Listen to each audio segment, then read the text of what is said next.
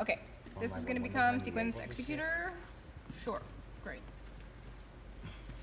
What's that? The sequence executor is going to be your queue stack, so it will show you where all of the queue information is when you get to that point. I'm setting up right now, theoretically, a display that will be user-friendly for all of you so that you don't have to set up your own displays. I'm trying to do something that is going to sort of help everyone, but who knows what that is. And you're watching me do it enough to be able to do this on your own if you want to change your own views. Let's do until color.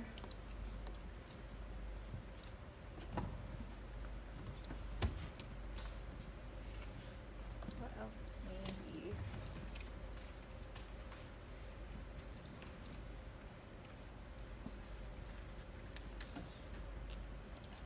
Okay, so I'm going to store this view. In what I am about to do, you will now see how to save your own views. So again, the store button is super important because it is how you save anything that you want to save at any point in time.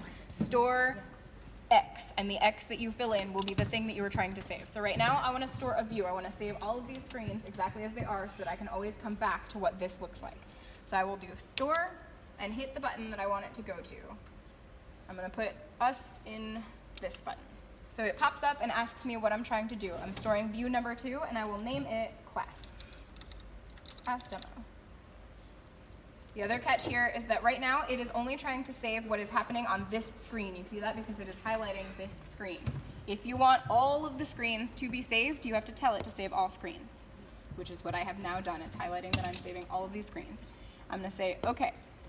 I'm going to hold clear. And then you can now click to this view, or you can click back to Javier's view, or you can click back to our view. Cool? If you save your own view, please make sure that you save it with your name so that it is easily accessible for you and no one else tries to overwrite something that they think was unintentional. Okay? All right.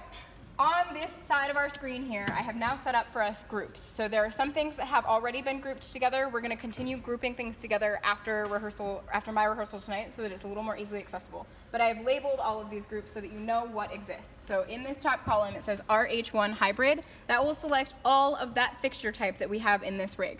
So I have selected it, and you can see those corresponding channels are highlighted here. So the house lights are there.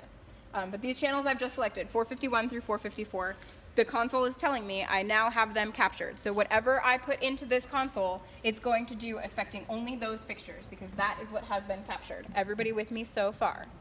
Perfect. So the next thing I'm going to try to do is turn them on to full. A shortcut for full is at.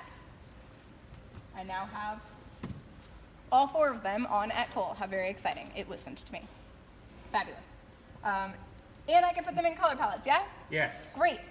So in our center screen, we have color palettes that have already been programmed. Not all of the fixtures have been programmed into the color palettes yet. They may not all get there before you are ready to do that. So I'll show you guys how to program individual colors or whatever you need with these moving lights. But for right now, these color palettes have been preset for these fixtures. So you can Actually, I added the MK2 spots and the Ruby points into it. Fantastic.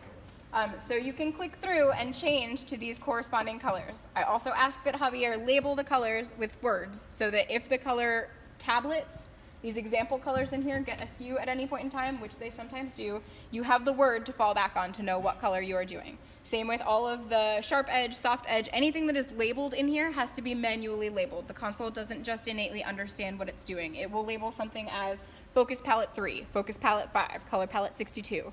You have to tell it what color palette 62 actually is if it is fuchsia, whatever. So yes, the Josh. colors, they're individual, right? Like if you were to do 451 as red, yep, and then you can 452 totally as blue, or something. Yep. So the way that I called up these fixtures previously was by a group. So it was selecting every single one of those fixtures. If you just want to call up one channel at a time and do something to it, that's why we have this magic sheet here so that you know which fixture you want to be able to select independently. And then those fixtures independently can do whatever you are asking them to do, assuming that the fixture has the capability to do that. And you just use the mouse to click on the channel and it goes... On these 2 screens, because they are not touch screens, you do have to navigate with the mouse. Or you can just use the keypad. The programmers frequently are either tactile feedback programmers or they are clicky programmers. I'm a tactile feedback programmer. I like the buttons. I don't like touch screens as much. So I will look at my magic sheet and know channel 451 is the one that I want. I will then type in 451 at enter, and it will turn on stage left because that's where it is. So now I can do whatever I want to that channel. Make sense? Mm-hmm. You feel good about that answer? Excellent. So I'm going to go back to the group just so that we have several things to look at, and I'll do the same thing to all of them. So we talked about groups, yeah? Yes. We talked about color palettes. These are the preset colors. The other thing that I have given you on this right screen in your smart window, the smart window is where you have access to all of the parameters that affect a given kind of moving light. So you will see there are a lot of different options within this smart window here. We are in dimmer right now. I'm going to select gobo. And now it gives me all of the gobo options that are accessible within this particular fixture. You can also switch over to color and see that it only has this one wheel. Yeah, great. Okay, so these are the encoder wheels. These are your tactile response wheels. They allow you to manipulate the fixtures with your little roly bits. What? So there's no mixing on this one? I guess not on these four. I don't know enough about the fixtures to know the answer to CMY, that. LED. Just clicking through reset, I think. I'm not sure. Yeah. So I'm in the only color option that it gives me. Huh. Weird. Beam, beam, focus, control, speed. Yeah, it's the only color option that exists there. Cool. Gobo wheel.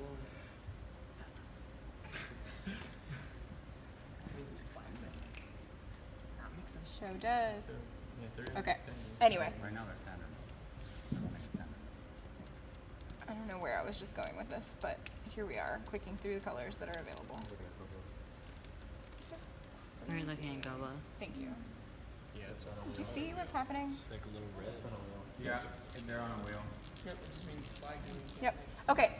So any colors that do not exist in our preset palettes here that you want to be able to call up on your own on a per fixture basis, you do in your smart window.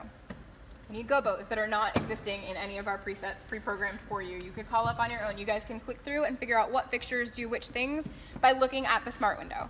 The problem becomes if you try and select two different fixture types at the same time, you won't be able to see all of the things you have access to because they don't do the same thing. So that's why you need to know what your fixture types are and what you're trying to do, okay? Let's look at gobos. So here, right now, it just says gobo 1, gobo 2. I have asked that Javier try, if he can, to go through and label the gobos so that we have names of shapes so that you don't have to guess miscellaneously. I don't know if we're going to have time for that to happen before all of you start programming, so we'll see where we get with that. But I will pick this random gobo 3 for right now. And let's... I think I sent you the spec sheets for everything we have, but I can send them again. You did, and Brady also sent some fixture demos, but at this point it's easier. We're going to go sharp edge maybe and take you to center stage. Just touch the thing, Liz. How did you do that? On the board. So these are Do-do. focus mounts. Okay, thank you. Well, focus mounts. Do they all, 4 of them go somewhere? Yep. Some I sitting in the can't see 2 conduit. of them. Yeah. Stuff is sitting in the conduit. All four in the same spot. Oh, Yeah. that's, They're getting cut off. yep, That one totally. the Okay, Oh yeah, that's okay, it's fine. the icon right there. Totally fine, moving on. So I just needed to be able to see these. Richie, can I scoot you? Yeah, perfect. You were totally, I just need to see the tiny little beams that we have here. All right, so now I can drop in gobo 3, and I'm gonna go to, who knows what I'm doing. Focus, zoom. Is anything happening here? Yeah. There you are. Okay, so the gobo I picked happens to be a tiny dot. That's not terribly helpful for this demo. That's why I want them to be labeled so they know what shapes you're getting into. This, I think 13 is like a triangle situation. Okay, great. So here's a gobo. Super. Yeah, you guys can see the beams. Different gobos will give different beams. That is why haze is super important. This is our, whatever is happening here. What number? 451, and 452. Enter. I'm going to move them so that they're not all on top of one another. Hey, hey! Okay. 453 and 454. Enter. Come this way, my friends. Great. Go to. Okay. So right now I dropped in these gobos and I focused them so that we could see what they were. The zoom function makes everything bigger, obviously. This is as big as they now get, and you can see that they have lost their focus. They're no longer as sharp as they were. So I'm gonna go back over here and see if I can get them sharper with our focus wheel. I totally can. How very exciting.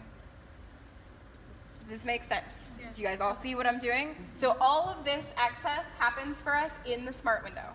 This is where you control all of the parameters independently for things that you may need to do specifically as opposed to something that has been preset for you. Okay? Now that I have created this beautiful look on stage that I'm really happy with and I want to be able to use over and over again, I can save this as a number of different things. So these fixtures are the ones that I have selected still. They're the only fixtures I have selected. I want to be able to save what these gobos are doing specifically. I don't have a helpful, do I have? What do I want here? Great. Okay, so I'm opening up a new screen here altogether, and what I'm selecting is going to be the preset list all. This will save all of the parameters that I have just done with this moving light. So there's no color dropped in, there is a gobo dropped in, I have a specific focus so that we've gotten to a sharp edge, and I have put these moving lights into a position that I am happy with. All of that information now, whether or not I have changed any of it, is going to store into this all preset, because it is taking all of the parameters, as opposed to what we have over here would only store pan tilt parameters. What we have previously on this screen would have only stored the color parameters. So you need to make sure that what you are trying to store, you know what you are doing with. I'm going to say store this, and you tap exactly where you want it to go. While all of these little tappable blocks are highlighted, you can also label them. So I'm going to call this one Liz Demo. Enter. And you now see I've changed the name of this thing. You have to be really careful, because if you have something selected that you don't realize is selected and you go to label something, you are then labeling the thing you didn't realize was selected. So please double check everything that you're doing so that you're not messing up the name of a color palette that someone else has created at some point in time. That's why I sort of advise you guys all pick a number block and stick with everything that you want to do is going to be in the 500s. I just saved this all preset number 1, but if you scroll down in the screen, it goes on practically infinitely. I could have saved at 999. And then you sort of have to scroll to access what you're doing. Okay, if you accidentally do mess up and name someone else's something, is there an undo button? There is an undo button. The one called oops. Yes. Right here is the oops button. Oops is your undo function on this console. You can see in the command line what you are oopsing. So it's asking you, undo name changed, because that's the most recent command that I did. I'm going to say yes. But I want it actually to be named, so I'm going to come back and do it all over again. Can you go in the command line and select something if you want to oops something from like 10 moves ago and oops that? No. You can oops several times to get back to that thing, but you will oops everything between where you are and what you are working back to. You can also only oops a certain number of times, and it depends on what the console is set to. It's like in Vectorworks, you only have a certain number of undos. Yeah. Liz Demo. Boom. Okay. So I held down the clear button, which cleared all of the parameters that I had previously changed. I'm okay to do that because I had already stored that information. So now I should be able to select these fixtures again and tell them to go exactly back to what they were doing before. Make sense? Yeah.